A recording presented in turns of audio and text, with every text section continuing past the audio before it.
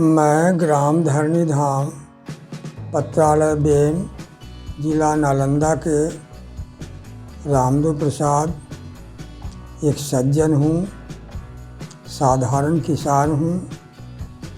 आप लोगों के सामने कुछ कोरोना संकट के निवारणार्थ प्रवचन करना चाहता हूँ, जिसे आप लोग ध्यान से सुने और लाभ उठाने का कोशिश करें।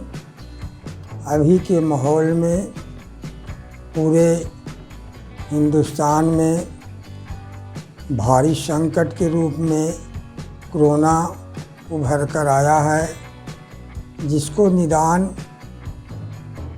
समझ में किसी को नहीं आता है कि कैसे इसे निदान किया जाए।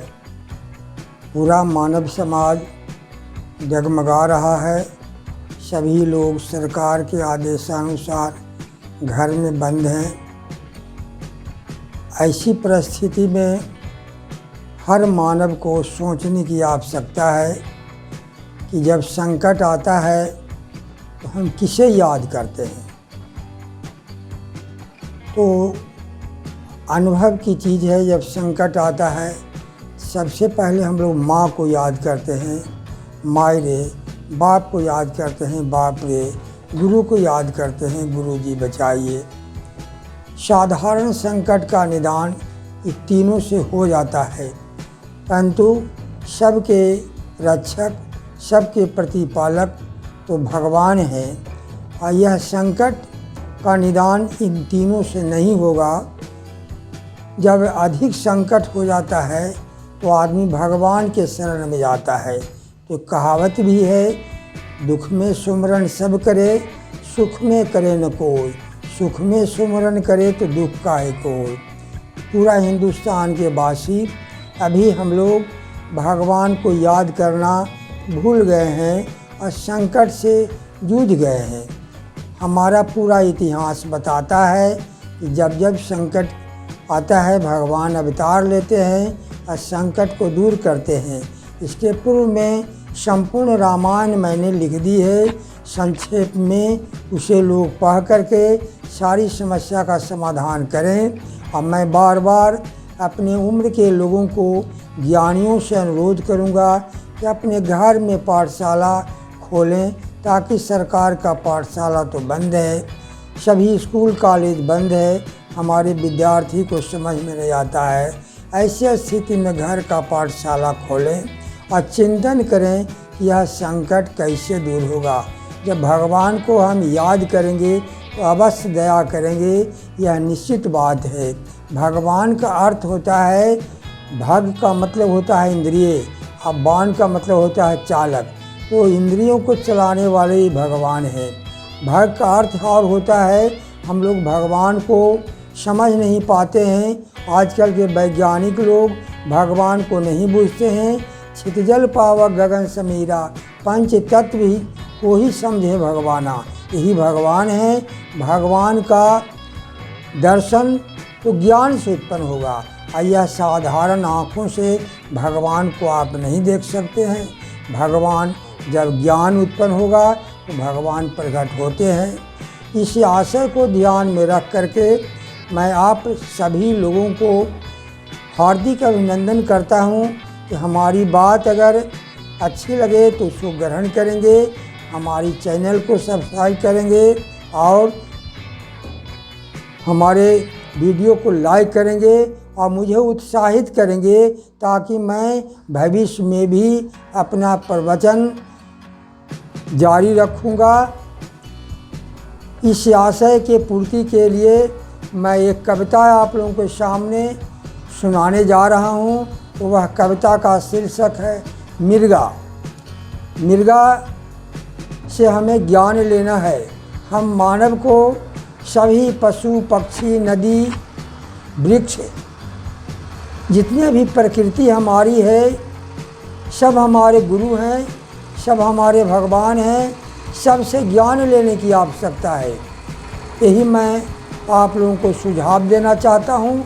मुझे प्रभु से यह प्रेरणा मिली है कि आप इसका संदेश लोगों तक दें, अपने बाल बच्चों को दो, अपने ग्रामीणों को दें।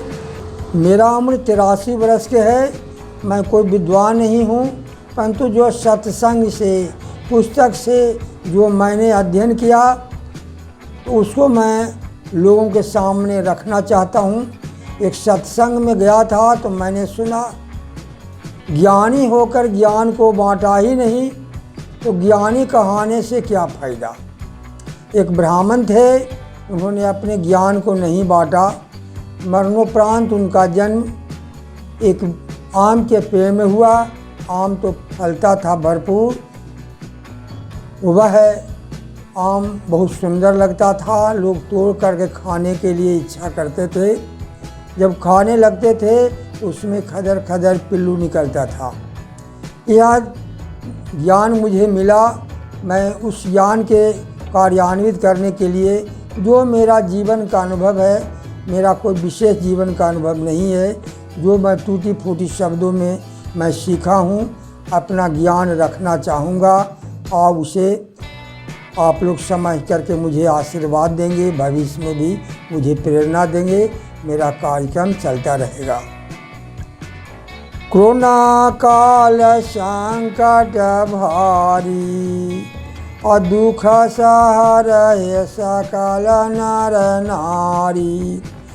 मृगा से जब लीजिए सुज्ञान, और सकल संकट काहो निदान। मृगा एक अनोखा जानवर, रंग रूप में अति ही सुंदर। घूमता रहता सदा जंगल, और जंगल में ही करता मंगल। उसको देखें ध्यान लगाकर, कभी न रहता एक स्थान पर। मना न करें उसके चाल पर, चलता सदा चौंक चौंक कर। कारण पर ध्यान लगाएं, अचिंतन से सुख शांति पाएं।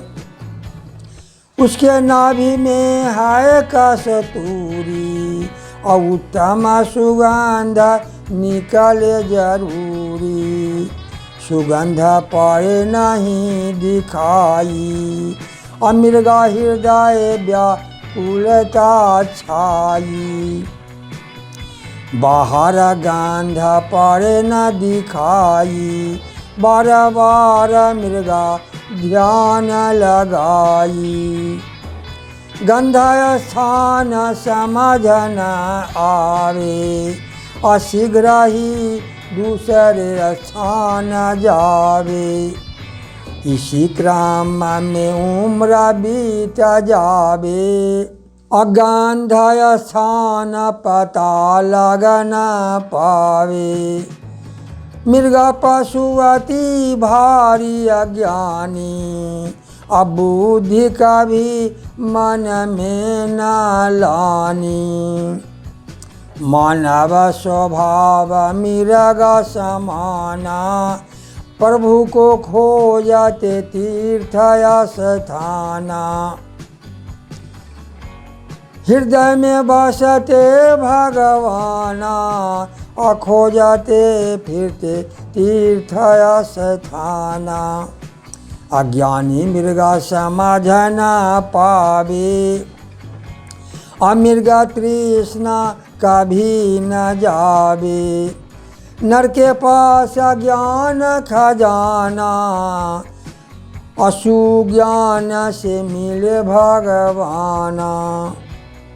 मृगा तृष्णा जब ही मिट जावे, और प्रभु से दर्शन शीघ्र हो जावे।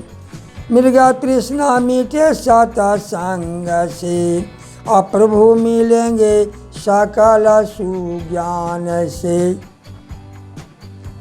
श्रोता कविता को पढ़ें, ध्यान लगाएं। भगवान सब जगह हैं, गॉड इज एवरीवेयर। हम में, तुम में, खम में सब जगह भगवान हैं। भगवान को खोजने के लिए हमें ज्ञान की आवश्यकता है। और ज्ञान कब उत्पन्न होगा?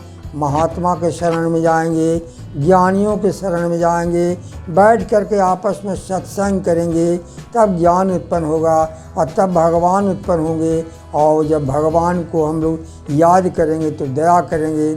और यह भीषण संकट को कहते कि उनसे प्रार्थना करेंगे तो निश्चय हमारी समस्या का समाधान करेंगे।